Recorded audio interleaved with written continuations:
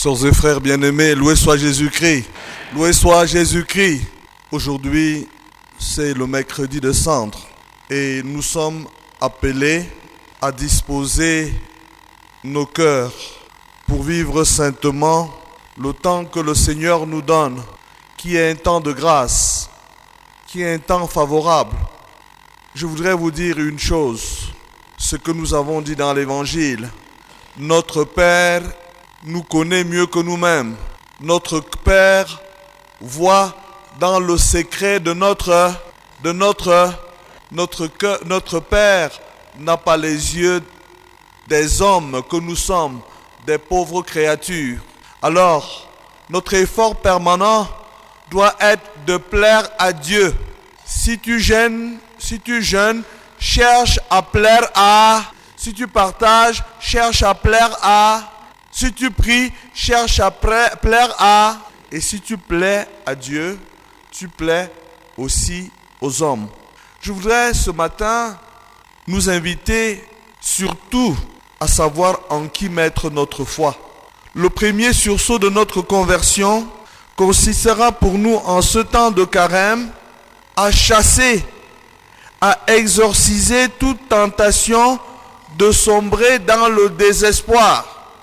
Éviter de sombrer dans le on va faire comment. C'est déjà comme ça. Il n'y a rien à.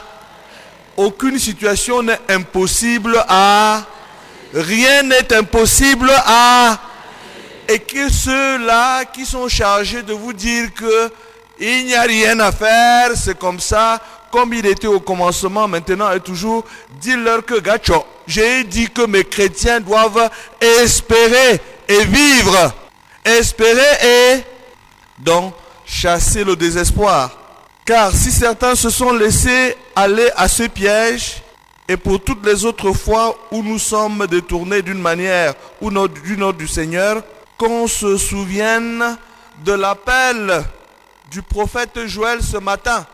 Revenez à moi de tout votre cœur dans le jeûne, les larmes et le deuil. Il s'agit pour nous de dire, je reviens vers toi, c'est, je veux vivre avec toi, c'est, parce que sans toi je ne suis, c'est ça. Et que personne ne vous arrête sur ce retour vers le Seigneur en disant, comme tu vois là, ce n'est pas cette année, ce sera l'année prochaine. C'est maintenant, au jour, revenez vers le et cherchez à plaire au Seigneur. Le jeûne authentique ne consiste pas seulement à s'abstenir de nourriture. Le jeûne qui plaît au Seigneur est celui qui jaillit de notre cœur, qui est poussé par l'amour de Dieu. S'abstenir de nourriture, oui, mais aussi renoncer aux injustices, à la corruption, à l'égoïsme, renoncer au mal. Car que sert-il à nous de jeûner le matin ou le mercredi si à partir du jeudi, nous devons faire du mal à l'autre? Le jeûne aura servi. Le jeûne qui me plaît, c'est faire tomber les chaînes d'injustice, délier les attaches du joug, rendre la liberté aux opprimés, briser tous les jougs. N'est-ce pas partager ton pain avec celui qui a faim, accueillir chez toi le pauvre sans-abri? Voilà le véritable jeûne. Vous êtes au quartier à 10. Tu es le seul à avoir un robinet chez toi. Et tu bois seul. Tu bois seul. Tu bois de l'eau seule. Et tu jeûnes. Tu bois de l'eau seule. Tu jeûnes. Et tu es heureux de jeûner. Partage de l'eau. Voilà le meilleur jeûne. Partage de l'eau aux voisins. Donne à manger à ceux qui n'en ont. Car ce jeûne doit nous ouvrir à la charité, à l'amour. Oui, la souffrance des Camerounais s'inscrit en droite ligne dans le sillage de la chaîne des injustices. Ce qui tue notre pays, c'est les injustices. Et de plus en plus, on se tire les uns les autres. Il est de tel endroit, je tire sur lui. De tel endroit, je tire sur lui. que les chrétiens ne suivent pas cette voie-là. Car nous sommes tous frères. Et comme j'ai eu à l'occasion de le dire, il n'y a pas de sur-Camerounais, ni de sous-Camerounais. Nous sommes tous des frères, parce que fils d'un même père. Et pour vous qui êtes baptisés, il n'y a pas deux baptêmes. Un pour les Bassa, un autre pour les Bétis. C'est le même bas. Donc si tu tires sur ton frère Béti ou sur ton frère Bassa, parce que tu es Bamileke, retiens que tu es en train de te tuer toi. Et si ton frère Béti tire sur toi parce que tu es Bamileke, il tire sur lui. Chassez de votre vie les injustices, la haine, le tribalisme, et nous aurons cette paix. Je crois qu'aujourd'hui, une conversion sociale est aussi le chemin par lequel nous devons passer le carême et refuser de cheminer avec tout ce qui détruit l'autre, avec tout ce qui donne à l'autre de croire qu'il est venu, pour parler simplement, il est venu pour nous accompagner. Qui est venu accompagner qui? Qui est assis à la place de quelqu'un ici? Asseyez bien sur votre place. Elle est votre place. Elle porte votre nom et le Seigneur vous l'a donné pour vous préparer à aller et que personne ne vous en empêche. Soyez donc des artisans de paix. Soyez des artisans d'un dialogue respectueux et d'une participation citoyenne et responsable au processus qui nous attend maintenant. Je l'ai déjà dit, je pourrais le redire encore. Si vous êtes déjà en âge de voter et que vous n'êtes pas encore inscrit sur les listes électorales, dès que vous me voyez, commencez seulement à courir pour aller vous inscrire. Même si c'est à minuit, vous allez attendre le lendemain. Parce que c'est par là que nous allons construire aussi notre pays. Si vous avez à la maison des enfants qui ont l'âge de voter et qui n'ont pas d'acte de naissance, l'effort de carême doit consister à leur donner l'acte de naissance et à les aider à ces... Voilà jusqu'où l'effort de carême doit aller. Notre devoir citoyen. Si vous êtes à la maison et que votre femme ou votre mari n'a pas encore pu s'inscrire, la conversion à laquelle il doit s'engager, c'est de s'inscrire et de vos... Oui, nous devons vivre et tout doit se vivre au nom de notre foi en Jésus-Christ. Cette foi qui nous invite et nous interdit de perdre espoir malgré les difficultés.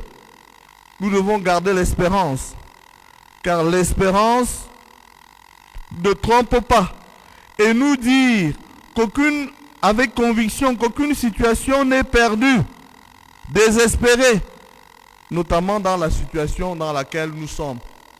Personne ne doit désespérer, car l'arme la plus puissante du démon, c'est le décourageur. Et cette arme-là, on l'utilise. Et certains hommes politiques savent bien l'utiliser. Dès que l'année comme ça commence, on dit « Oh, n'allez pas voter. N'allez pas voter. Vous allez voter, ça va changer. » Non. Votez.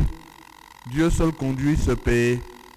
Nous devons espérer donc à une intervention particulière de Dieu dans ce cours de l'histoire et travailler ensemble pour que le désordre ne s'installe pas. Oui, la paix est un trésor. Et je souhaite que ce temps de carême soit pour vous, fils et filles de Dieu de Bafoussam, un temps de paix. Et la paix doit commencer dans vos familles, à la maison. Dans le petit bonjour papa, bonjour maman. Dans le petit pardon, s'il vous plaît. Ça doit commencer à la main. Et ceux qui ne se saluent pas depuis des années, ceux qui se sont bloqués les téléphones depuis des années, l'effort de carême doit consister à libérer le cœur. À libérer le... Car j'en vois parmi vous qui ont déjà enterré leur frère dans leur cœur. Le frère est encore là, la sœur est encore là, elle marche para. Mais dans le cœur, il est déjà hanté. Exhumez-les. Exhumez-les et laissez-les vivre aussi. Non, mon Seigneur, on va voir ça seulement devant Dieu. On va voir ça devant Dieu. Qui te dit que vous allez vous retrouver devant Dieu? Exhumez ses frères, ses sœurs, ses parents que vous avez déjà enterrés dans votre cœur en disant Ashukangangali, tu es mort. Que ce temps de carême soit donc pour nous un temps de paix, un temps où amour et vérité se rencontrent, où justice et paix s'embrassent, un temps où vous êtes invités à témoigner de la paix véritable. Comme une fleur fragile, cette paix véritable qui, comme une fleur fragile, cherche à s'épanouir au milieu des pierres de la violence.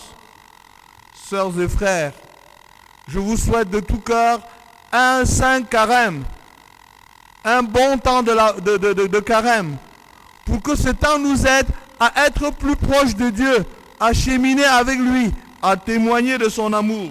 Oui, ce temps nous est donné pour que nous puissions avancer. Avançons dans la foi, dans l'amour et dans la paix, et le Seigneur qui nous aime nous guidera et nous donnera la force de témoigner de lui, lui qui nous aime pour les siècles des siècles.